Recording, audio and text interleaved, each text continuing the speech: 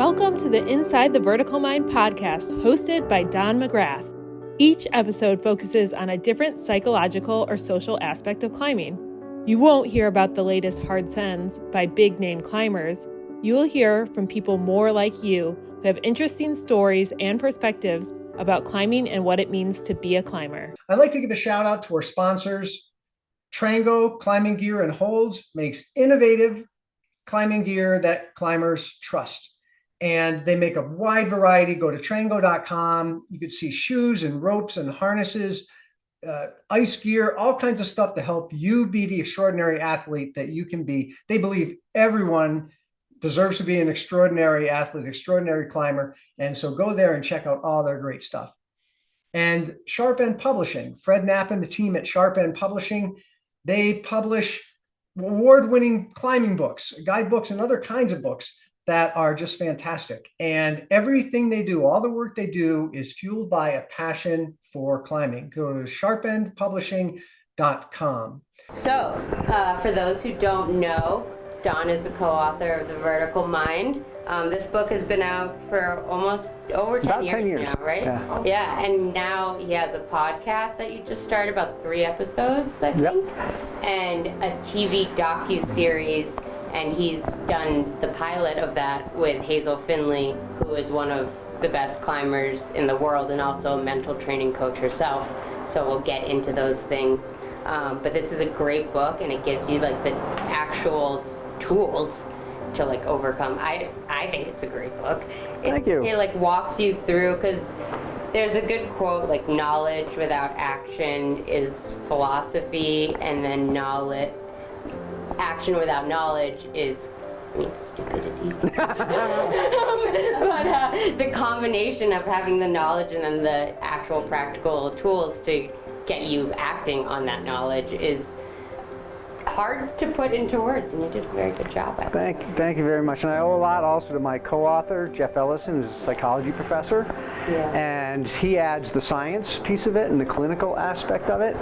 And I kind of bring the practical and coaching side and bring my curiosity in the research that I did. So I'm thrilled, and it happens more often than you would believe. People come up to me at a crag or at a gym. I was in Virginia at some climbing gym, some rando climbing gym. I don't even know what the name of it was, and I was just there, and this guy goes, "Are you an author?" I was like, "Yeah." He goes, "Vertical Mind." Don. I said, "Yeah." So it's just so great to know you're making a difference, right? As an author, there's nothing more than you want than to make a difference in somebody's life through your work. And it's working. I mean, from your podcast, you clearly, like that woman who fell, I think it was your first podcast episode, and she broke her back, I think, and she couldn't get back into climbing because of the mental. It is so, I mean, people will range to say how much of climbing is mental, but I almost think it's like 100%. And she read your book and like had 2 copies, I think, and that got her back into climbing, and she's climbing 11 Ds now. Yeah, she wore out the first copy. She wore out the She first read copy. it 6 times, and she was loaning it out to friends. And she got so tired, it kept coming back in worse shape, so she bought another copy. So she keeps the banged up one still to loan out to friends. And it's interesting, we were just on a call with the woman who's doing the t-shirts for us, who's making the t-shirts for us. And she said this book got her back into climbing. And she was out of climbing for like 8 years because she took a bad fall and ended up like having some trauma over it. And so this really helped her. So it's the best thing in the world. So cool. And I guess one of the questions I had for you was, this is it's a very specific topic, but it also covers everything, like we were talking about earlier in life. And so I was wondering, I don't think I know, what brought you to invest so much of your time? What makes you so passionate about it? Was there any like self-limiting beliefs that like you had to conquer? And like, how did you start this 10, 15 years ago? It started off selfishly. It started off out of most things. What's in it for me, right? So I was doing a lot of climbing at Rifle, and I was climbing pretty hard back then. Right. And so I was doing a lot of climbing in Rifle, and what I was finding is I'd get the route to where I would fall on it once. The climbers call it one hanging it. So I would one hang the thing, and I would one hang it to the point where I almost wouldn't want to get on the climb, and I would avoid it. And so, but then when I would do it, sometimes I would do it twice in one day. Or when I do it, it was just easy. I'm like, why did that take me so long? Yeah. Clearly, I was strong enough. If I could do it twice in one day, I was probably strong enough a month ago, right? Yeah. And so I began to realize it was probably something between my ears. And so I started reading. I've got a PhD in electrical engineering, so I go deep, right? Everything I got from weightlifting to running, I was reading everything I possibly could about mindset and athletic performance. And I learned some things, and I started experimenting on myself. I started doing little experiments, like trying to incorporate these things. And I saw improvement, like within about a month. I saw a really fast improvement where I was on-sighting 12A, 12B, or doing it second try, like really fast. And so I was like, wow, something's to this. Yeah. And I was like, what am I going to do with this? What am I going to do with this? So I started a blog. I started writing some articles about it and really getting deep into it. And then I met Jeff Ellison. So we climbed a weekend in Rifle. Yeah. And we were climbing together. We met through kind of a mutual friend. Yeah. And he began, after we climbed, we were sitting around the campfire drinking his margaritas. We're drinking his margaritas. In fact, the first episode, it's titled, a tent and a beach and margaritas. Yeah. We have the margaritas to thank. Yeah, the margaritas thing. So, we're sitting there drinking his margaritas, and he was telling me about his research, which is about shame theory and fear of failure and a lot of those things. So, by the end of that weekend, we not only had a great time climbing and had fun drinking his margaritas, but we decided very shortly after that we should collaborate and write a book. So we started, and 9 months later, submitted a manuscript to Sharpen Publishing, and the rest is history. Yeah, and now you've sold so many copies. I mean, there was someone in here earlier, I'm surprised they didn't, they were like, I know that book, I've read that book. And I'm like, yeah, the author's coming. He's like, that author is so cool. Yeah. But just recently, so it's really exciting. So what's behind the podcast? Yeah. So it's this guy's fault, Jay. Okay, so I've known Jay for, I don't know, probably about as longer than before I started Vertical Mind. Actually, I knew him when I wrote my first book, which was 50 Athletes Over 50. It was about being an over 50 athlete. And so I interviewed 50 athletes over 50 and tried to understand what I could do to be like them. And so Jay, we kind of lost touch for a number of years, but we'd stay in touch a little bit. He was in a spa in Crestone. And so he's in a spa, and another guy was in there, and they struck up small talk, and the guy was like, yeah, I'm here climbing. He goes, oh, Jay says, oh, I know a climber, and in fact, he has a book. It's called Vertical Mind. The guy goes, oh, I love that book. And so they got into conversation, and Jay had also started watching these little shorts on outdoor TV. Yeah. And he became addicted to them over coffee every day, getting ready for work. He'd watch these things. And so he picked up the phone, and apparently this whole spiel, this whole pitch he was going to make to me how we should do a show or something, and he got about 5 minutes in. I was like, no, let's do it. Let's just do this. I mean, it's a great idea, right? Yeah. So that's kind of started this whole journey, is that he ran into some rando person who happened to know about Vertical Mind. Yeah, but there are no coincidences. I'm a strong believer the universe shows up to give you what you need. Like, I think I met you guys, the universe intervened somehow. Oh, I knew. I don't know why. That's the only explanation I think that I have for everything is that there's no other way to explain it other than it just worked out and the universe meant for that to happen. Yeah. That's really cool.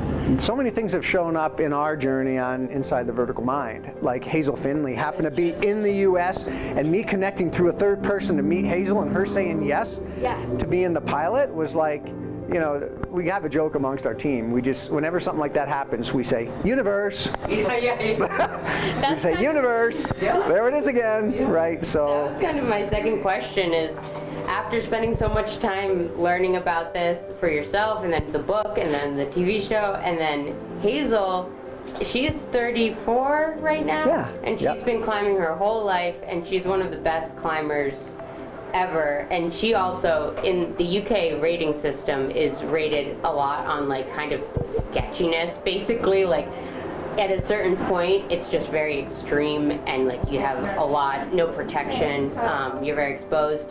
And she's very good at doing those like bold climbs that require a lot of mental like honing in.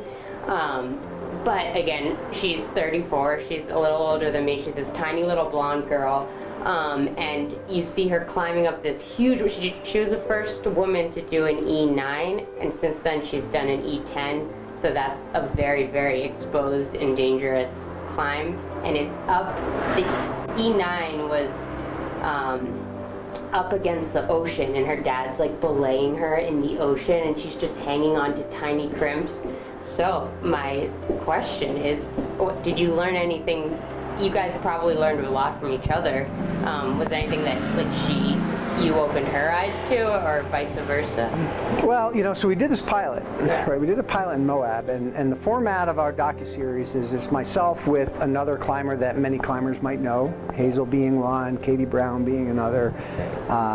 So we kind of bring our expertise, and then we have a couple of people we call guest climbers, who are climbers and nobody knows probably, and they come with a challenge. They come with this challenge, and so myself and the co-host, in this case myself and Hazel, kind of coach those people and spend a day with them. So this episode we did in Moab with Hazel was about flow. Yes. Because she's kind of an expert in flow. You know what flow is? Have you ever read about flow or know what flow state? Flow state of mind is, being very, very centered. Is that it? Yes. It's just being kind of one with the moment. It's being totally in the moment. Being able to do things that are very, very difficult effortlessly because you're in the zone. You're in the zone. You're in the groove, some people call it, right? So that's the flow state. Yeah. And so she's very much an expert in that. And so it was really cool. One of the people had, they climbed and this was in Indian Creek, so it was all crack climbing. And so this woman, Carolyn, she climbed 5'11", pretty solid, but never really worked anything, never really projected any things that were 5'12", which is harder. And it was one of the things she wanted to do, but she just never did it. She never actually, because she was kind of afraid of it. So she came to Hazel and I, and we spent some time with her. And so both Hazel and I took turns, coaching. And Hazel was what she was focused on was finding the match between challenge and skill level. It's hard, if you're doing something way over your head, it's hard to find flow. Yeah. If you're doing something that's way too easy for you, it's hard to find flow. So matching that skill level. Right. And I tended to focus on kind of not the all or nothing definition of flow, because people sometimes feel that either you're in flow or you're not, where Jeff and I talk about something called microflow. It's where just maybe part of a climb you're in a flow state. You might just get a glimpse of it. Yeah. And so about how to prepare yourself, especially the first time on a climb, when you know nothing, okay? You know nothing about the climb. That's very difficult to get flow. So how to find those moments of microflow. So it was great. You'll have to tune in and see the whole thing. But just to let you know, about a few weeks ago, I got a note from Carolyn, and she said, "Just so you know, I went back to Desert Shield, which was the 512 that she worked on that day, and she sent it first try." Wow. Heck yeah. That's so crazy. Isn't that crazy cool? And that's a hard, 512 is, especially in Indian Creek, that is not an easy feat at all. That is scary. It's these tall red cliffs, and you're literally climbing in a crack. And your hands, there's pain, the time it takes, but then part of flow, it's you become unaware kind of the pain and the time and everything. You just kind of lose yourself. And to be able to do that on such a hard climb is so cool. And also, one thing that Hazel taught me is you can be a badass, but also really kind and gentle too. She's the gentlest, soft-spoken person, but she's a total badass at the core. Yeah. So I just love that contrast of you don't have to be a macho or any talk bit. She just walks up to stuff and she's just a badass. So that I love. I really loved working with Hazel because she's a special human being. Yeah, and I think another thing I was gonna say, so climbing, I think a lot, especially rifle, you have the rifle strong guys, and they are. It's I look like a badass. I am a badass. But then there's so many of these. Climbing is just changing so much, and so many more people are climbing. And one, it's becoming more social, but two, you're seeing a very wide variety of people doing really, really hard things, which is very cool. But how do you see? I feel in our culture we're used to instant gratification. We're okay, I'm going to train hard and then I'm going to do that 512 because I know I can. And in climbing, you can't there's so many other things that get in the way. So do you see like more people struggling with the mental mindset when you're like outside or just talking to people who are reading your book? Like, why do you feel like it's changing at all, like the culture of it and how it influences how you train for climbing, I guess? Well, it's totally changing. Yeah. It's totally changing. You know, it used to be that the way you got into climbing is someone you knew was a climber, or you were very outdoorsy and you happen to know people who climbed, you got curious about it. Now, I mean, there's 1,000 people a day being introduced for the first time through the climbing gyms. Crazy. There's over 700 climbing gyms in the United States alone, 1,000 people a day. So it's the entry point is just the floodgates have opened. You get, you know, people from every walk of life, every profession you could imagine, from surgeons to, you know, people who have their own businesses to accountants, and just name it, nurses, whatever, name it, they're climbing, right? And they come in the gym and they're like, learn about it, and they absolutely love it. So I think a part of the reason I get a lot of people recognizing me is there's just a lot of people who are curious about it. Yeah. You know, and I think people are very curious about the brain and psychology in every aspect of their lives. They realize how powerful it is. And so I think it's just kind of a natural thing. Yeah. One other thing is, you know, I think if you go back 10 years ago, or maybe for a long time, a lot of climbers were about climbing harder. Mm-hmm. And when Jeff is the one who subtitled the book, and the subtitle of the book, it's called Vertical Mind: Psychological Approaches for Optimal Rock Climbing. And so optimal rock climbing not only means performance rock climbing, but it means having fun. Yes. Yeah. It means extracting joy out of the activity. Yes. So, and I think that really appeals to a lot of people, because a lot of people, they don't care how hard they climb. They really don't care. They do it for exercise. They do it for the social aspect of it. Right. They do it because they just enjoy going to the gym. They just enjoy it, right? Yeah. So I think it's really opened up the breadth of why people climb. Yeah. And I think we're seeing more people who just want to have more fun at it. And that's what we hope to focus on in the podcast. Like, in the podcast, I basically say in the opening, you won't see the hardest climbers doing the hardest sends. You're not going to find that here on this podcast. That's not this. Yeah. This is about people more like you with interesting perspectives on what it means to be a climber. Yeah. I think it's really cool. And I also think the more people, it's like a physical facing of like a very not physical thing, right? Like your brain is like a black box. It's very hard to like understand how we function, and climbing is just rock and like getting up the rock, and it's like just like how you learned your tricks and then went back to that climbing rifle and just like flashed it, like that. It's a very physically rewarding like way to see like your mental mind play off. And I was wondering, do you like use these tricks like in life outside of climbing? Like, because you have a book and a podcast, like that doesn't happen without you like pushing yourself beyond what you think you're capable of. Yeah, can I answer those questions when I talk a little bit, yes. do some teaching about that? And I'll talk exactly about that. Because I want you to walk away with something. Like, I want you to walk away not just hearing, not knowing who I am. Yeah. And that to me, that's like, I don't really care. You know who I am, I'm here, right? So I want you to walk away with something you can apply. Some knowledge that you have, some insight that you can apply to climbing or other aspects of your life. Right. Yeah, we can go into that part after. My last question before we go into that, I guess, is when you're climbing still to this day, so you've been doing all this training, but it's always ever evolving, right?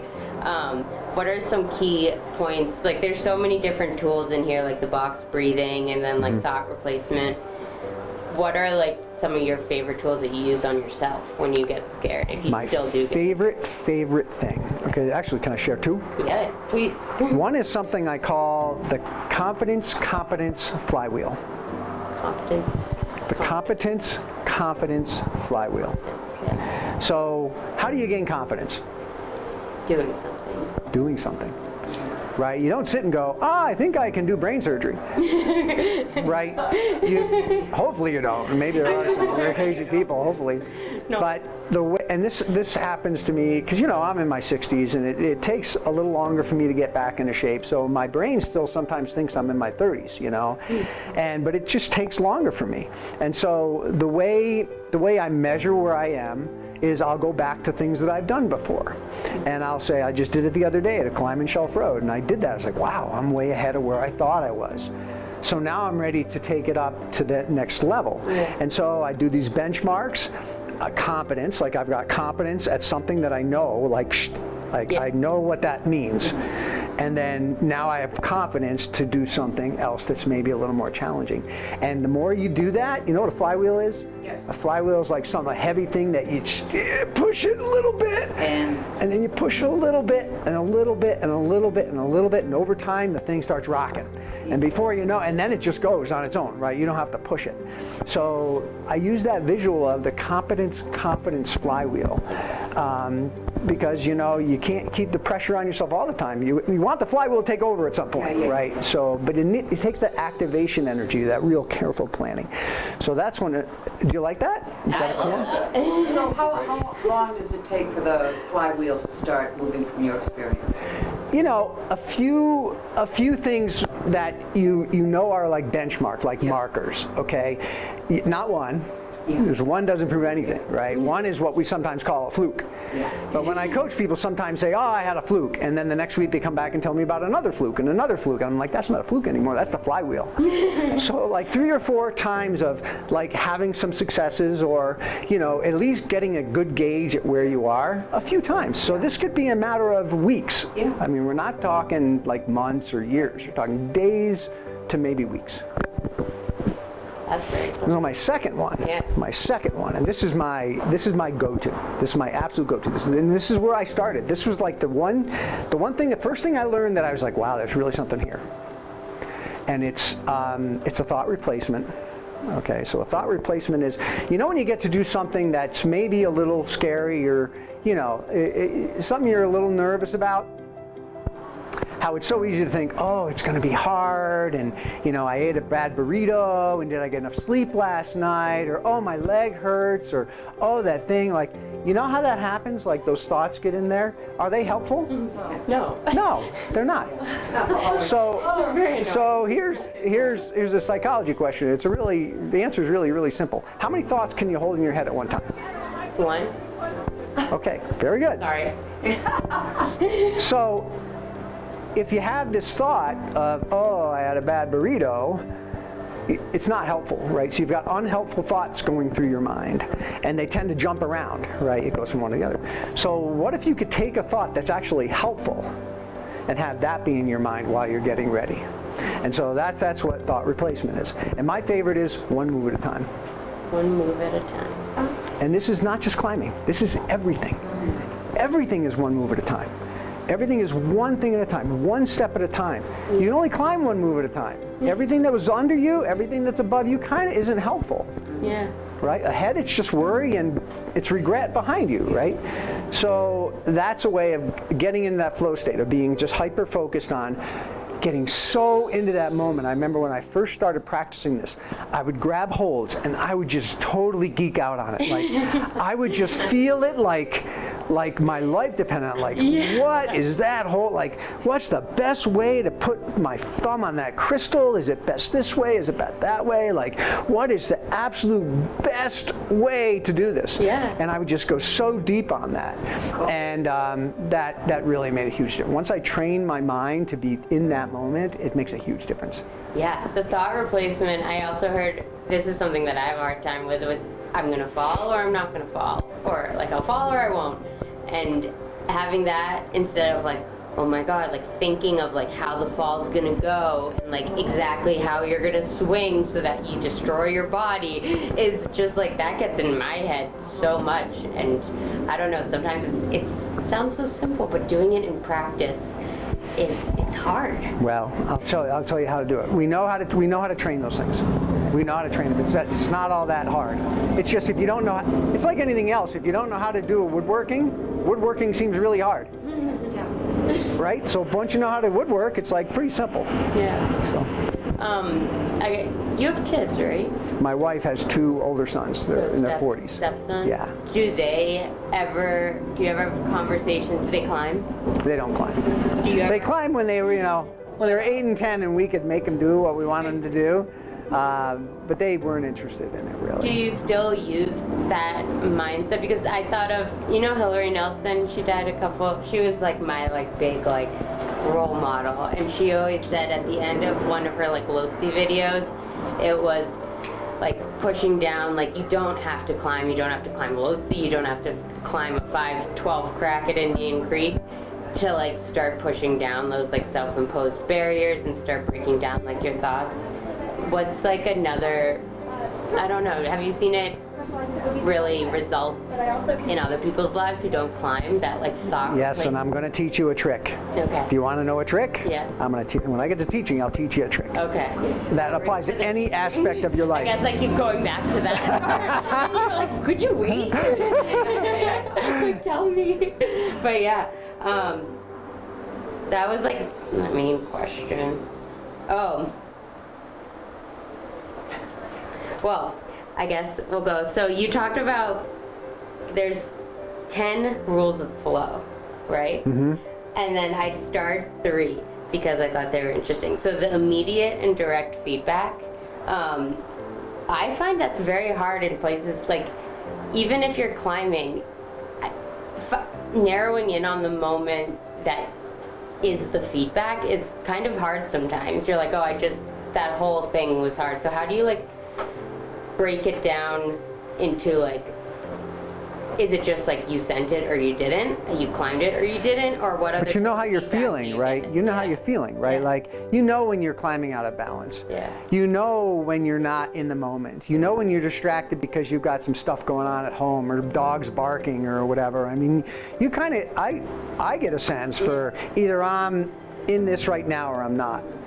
And if you're in it, you know it. When you're out of it, it's actually harder to know when you're out of it. Yeah. Often you only know after the fact. You're I really, now that I think about it, I really wasn't here today, present. Right. So I think Yeah. I think your body at some level knows, and a lot of the feedback we get is subconscious feedback. Right. So it's not always intellectual feedback. Which is hard to kind of distinguish that it is feedback and separate that from just life, because you have so many other things going on in your head, and there's that Hebb's law, right? That neurons fire together, wire together. Oh yeah. And you don't see that necessarily. So I guess my question is how do you know, other than the objective, I'm getting higher up on this route, that you are doing better? Do you know when you're feeling in the zone? Yes. You know when you're climbing in the moment? That's the most important thing. Knowing that you're either that or not. Because you know what? Feedback, outside feedback, is not helpful. Right. Somebody saying, "You got this." Okay, some people find that helpful, but honestly, I would say 80% of the people that I polled, what they think when someone says that, what does your brain almost automatically do? I swore at my first player who said that to me. Because I was I do not have this. Bingo. I am terrified. Bingo, right answer. That was not helpful at all. Right answer. Okay, and some people have told me they actually like that. Okay, I think they're probably the minority. Everything's 80-20, and they're probably the 20. 80% of us, we hear that, and our brain automatically says, "No, I don't." Yeah. Right? Because we're trying to protect ourselves. We're trying to protect our ego, basically. Yeah. And so you want to know, I don't. So when I fall, you're like, "See, I told you." Yeah. Right? So, and this is all subconscious. It's not like anything you're doing consciously. So external feedback isn't often helpful. And so I think the thing is to be able to manage that external feedback. Just focus on how you're feeling through the breath work, through being able to relax, being able to hyper focused on the movement and where you put your feet. Okay, can I be on a soapbox for 10 seconds? Yes, please. Okay, footwork. That's what you yells at me too. Footwork. I mean, I go to gyms all over the country. I go to crags all over the country, and there are people who climb really well on a number level. I watch their footwork and I say they could climb a whole number grade harder if they just were conscious of how they place their feet. Okay, so it's geeking out on that, like, and by practicing some of the things in Vertical Mind, some of these drills, you train your mind and you train your body to do those things automatically. So you're not like, okay, I need to put my foot right on that. No, it's just like after a while, it just happens, right? And you save so much energy. So. And another thing is like the gripping is, and I find this gripping so hard onto the rock, and it's almost like I use this for a lot of things. And my friend actually said this. She's like, you always say it's like hold it, but hold it like lightly, and it's something that you kind of have to do in life. Kind of, you can't just like grip onto things so hard, and but you waste so much energy, even though you think it's making you a better climber and safer. It's actually not, and it's like a contradiction. But catching yourselves in those moments is very hard. Well, that's the thing, is you don't catch yourself in those moments. You catch yourself in the practice that you do to prepare for those moments. Right. Okay, and I'm going to talk about how important that is in your training. Also, why do you fall off climbs in general? Like, why? Like, 80-20 rule. 80% of the time, why do you fall off a climb? Most of the time because I'm scared. Okay, because you can be scared. I think I'm going to be able to do it and just let go. Yeah. You just let go? I feel like I won't be able to reach that next. I feel like I won't be able to support myself on that next. So why don't you think you're going to be able to hang on? What's the data that you're processing that makes you think you got to let go? That hole's too far and too small, and I feel too insecure in this moment to continue forward. Normally, I want to feel more secure in that moment, and instead of just seeing what that next move is like, because sometimes it actually is better than you think it is, but you a lot of times it's way better. Out. And so I'm going to interpret that for you, okay? Yeah. Most of the times because we're tired. At some level. You got some pump going. I got nothing left to give. I got nothing left to give. And you know, when you're bouldering, it's a little different sensation. But you know, when you're super fresh and you grab a small hold, it feels great. Yeah. But then 3 moves up, it's like, right, things start opening up. So I think a lot of times it's because you're tired at some level and your brain's going, wow, my hand's opening up. That hole feels small because I'm tired. Mm-hmm. So to me, climbing is very much about conserving energy. Very much about conserving energy. And how do you do that? Do that with technique. You do that with concentration. You do that with holding on. You know, one of my mentors growing up, and I just got to climb with him in Red Rocks, which was a real treat. So cool. But he gave me this picture this is 30 years ago, he gave me this picture of having a thimble full of energy when I climb. And as I climb, when I do a move, I drop comes out. And then when I rest, it starts filling back up again. So my job is to just let the littlest drops out of the thimble. And so to me, it's all about conserving my energy, you know, making sure I'm getting it back when I can get it back, because that's the reason I fall off it, was I get tired, I get pumped. It's usually my upper body gets pumped. So I've probably fallen off of, like, out of tens of thousands of climbs I've done, I've probably fallen off of climbs like 5 because my legs were tired. Right. You know, it just hardly ever happens. Yeah, I like the thimble because I think sometimes in the beginning I'm like, I have so much energy. And I do this with running and like with my day. I'm like, in the morning I wake up and I'm like, I can do everything today. And then I've poured out my whole full of energy before I finish my coffee. And I'm like, oh jeez, the day's really hard now. But like having that thimble, I like that. Like, oh, cool. Visual. Hope you find it useful. Yeah. Because it's small. Yes. It's small, right? So it's limited. If I said, you've got a 55-gallon drum full of energy. I can do that. All day, right? I'm gonna, but I think that you gotta conserve it. You gotta think about it. You gotta think before you act. And being intentional about it is really important. Yeah, so that's affected me. That was 30 years ago. That was before Vertical Mind wasn't even a glimmer. Yeah. You know, I never even dreamed I would write a book even. And it all comes back around. And it all comes back. Well, I do want to hear your lesson. If Yeah. If you're. Yeah, and I want this to be just open. Ask questions, you know, interrupt me, say, I don't understand that, please, you know, whatever. Just go ahead. So I don't want this to be a lecture, but I do want to try to pass on some things that I think you'll find interesting. That'd be great. Yeah. All right. Yes. Yeah. Book for purchase in here right now. Yeah. Yeah. Absolutely. I don't have it, but you're telling me about it, and I would like to read it. All right. And he'll I sign have, it. And you can sign and it I can sign it for you. at the end of the session. Excellent. Excellent. Purchasing a book. It's really good. Sounds helpful. Yeah. So before I get started on that, I want to find out what each of you want to take away today. And I'll start with you, Nolan. What do you want to take away? Well, I've been coaching at the rec center a lot, and I coach everyone from 4-year-olds to 64-year-olds, and everyone in between with every confidence level, and being able to take away a few little gems to help, especially the people who are really struggling with the fear side of things. Okay. Because it seems to be like sometimes it's hard to, the saying "you got it" does not help at all. No, right. So yeah, maybe something, a few tips to help those people who are just petrified on the wall. Okay. Excellent. I think it's similar to that. I hike, but I don't climb like you guys do. You too. But I do run a company, and I mentor. Part of that is mentoring a lot of people, and I do think fear and confidence in that flywheel.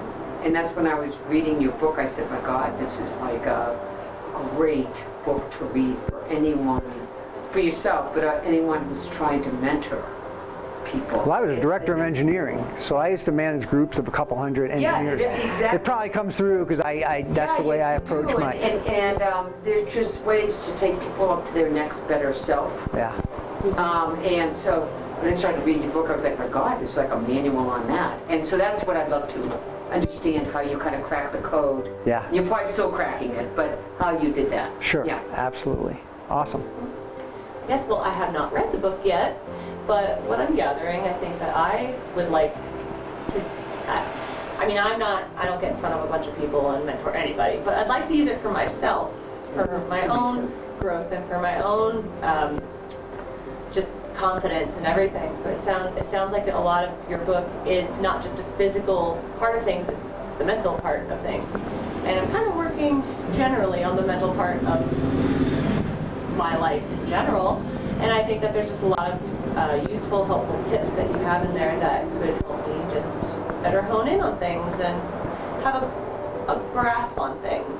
So I'd like to learn that and see what you got for reading. All right. I will try to deliver on that. I will deliver on that. Yes.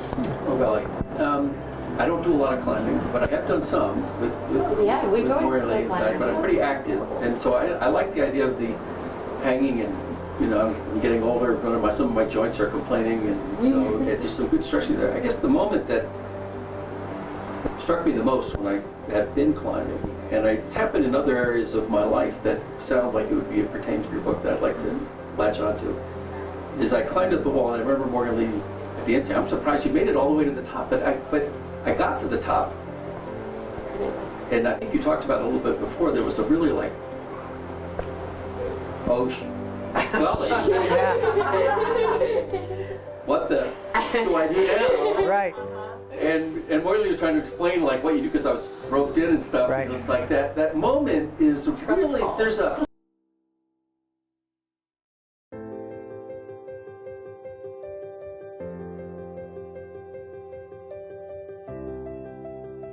moment there, and it happens in other areas. It always happens in some other area of your life where you say, what do I, and there's a panic moment there, and so nobody wants to have that panic moment because you don't think right, you don't act right, you don't do it, you fall. Right. Or something happens there, and it was like, I was focused all the way up and then I lost it. And it's like that moment. And it's a critical moment. It's never at a, like, oh, I'm 2 feet off the ground and I panic. Right, yeah. It's a really important moment. Yeah, like this could really be bad.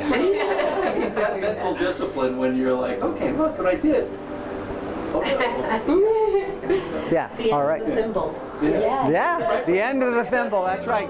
When your thimble's cooked. The thimble is cooked, yeah. And I think that happens to a lot of people. Success is in their grasp, and it's like, oh, there's this moment of panic. Yeah.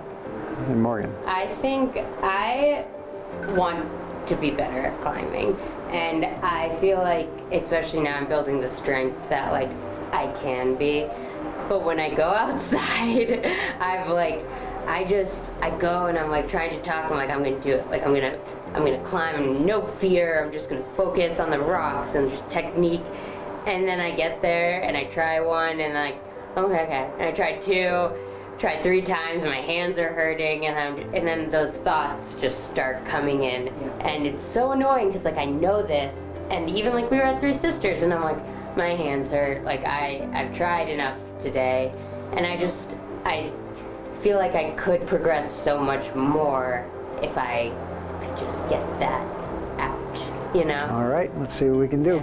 You've been listening to the Inside the Vertical Mind podcast, hosted by Don McGrath.